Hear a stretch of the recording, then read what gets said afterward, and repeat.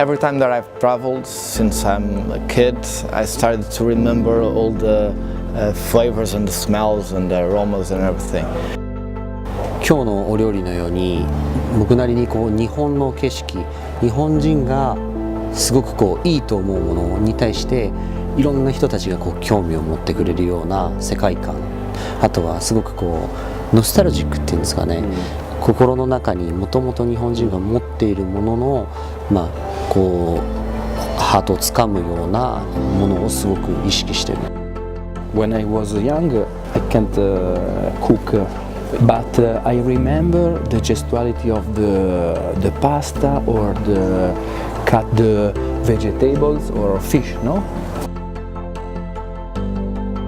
So I grew up in state of Kerala, south of India. It was a joint family wherein you got a bunch of people at home, and my grandma is a chef there, executive chef at home. so she decides everything, and we go from there. I did in India we do hotel management. Everything comes in one piece. That's where I discovered this whole commercial cooking scenario. It didn't take much time after joining that to fall in love with this. 自分がお店をすることで初めて自分の料理を考える。それまではその働いてる店のご主人の考えのお料理、お味付けをしているので、なのでやっぱり自分の中で自分の料理っていうのを確立するにあたって、やっぱりその毎月変えるのってすごいプレッシャーですけど、やっぱりもうどんどん新しいことを考えて作っていくことがやっぱり自分にとってもプラスであるのかなっていうことで、ちょっとやっぱり大変でしたけど、それはずっと今も続けてます。Jiangxi is opened 2012 with my boss, Chef Im. She always told me we were going to opening the restaurant at Manhattan. It's our dream. We can show you the American guys more define of the Korean food. Now I'm just focusing in the Seoul.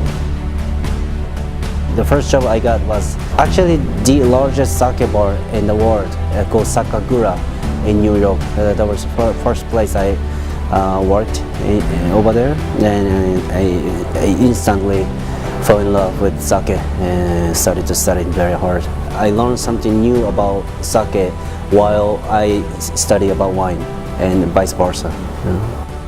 We search to bring in our wine list just small winemakers. This kind of wines is like our food liquid for us. I'm feeling right now that every season our menu is growing with us, with our flavors and with our soul, because we serve just soul food and the menu is how we are feeling. Ma cuisine, elle a évolué beaucoup avec les herbes, avec les huiles d'olive, d'argan, de noisettes et les vinaigres aussi.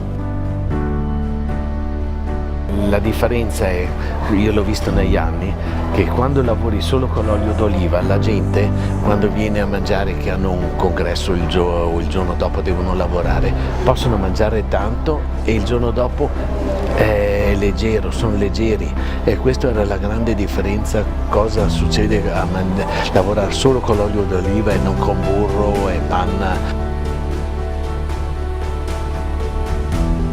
When you eat risotto, you can count every grain in your tongue. In the middle, it's a little bit raw, and when you eat risotto, you said, "Oh, this is the risotto. It's Italian risotto." Risotto is really important for us because risotto is like a pasta, is a calcio. I think Singapore food scene goes through different phases, right? I mean, if you look at the gastronomical scene, it just took off over the last 15 years or so, and it grew very, very fast, as to say, very efficiently. Back then, it was more of the Western concept coming in, the French fine dining, your Italian fine dining, your Japanese fine dining, and then you have modern European contemporary kind of restaurants. But then, now I think Singapore is also, it's a trendy country. It's not like it's not isolated. You know, we do keep up with what's happening around the world, and the interest in going local, the locavore concept, sustainability, organic. You know, this is something that is also picking up in Singapore, especially recently at the same time as well. Bangkok is one of those cutting-edge cities where all of a sudden the ingredients play an important role, and organic ingredients is on the rise. Of the 170 families that we work with, about 60 are certified organic already.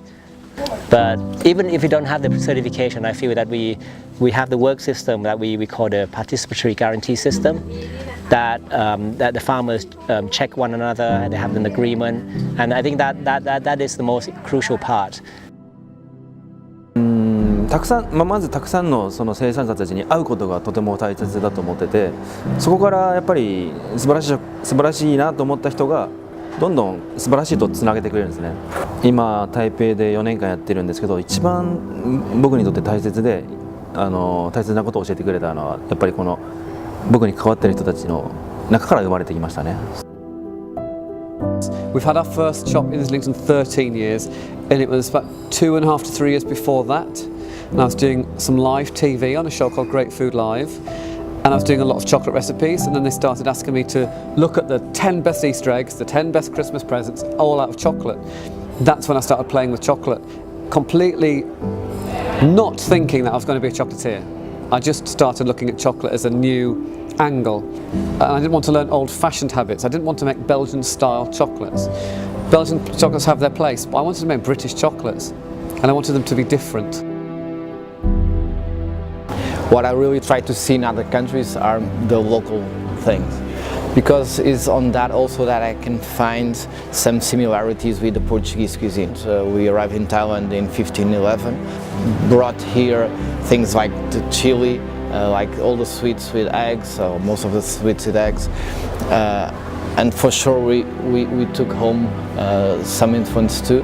First time that I came here, like maybe six years ago, I found the flytong, what we call filsdovs, the egg stripes, and I couldn't believe that. I really didn't know at that time that we left here that influence, and it's amazing thinking that so far away in a country that you never study at school, that it has a relation with Portugal, to have things like here.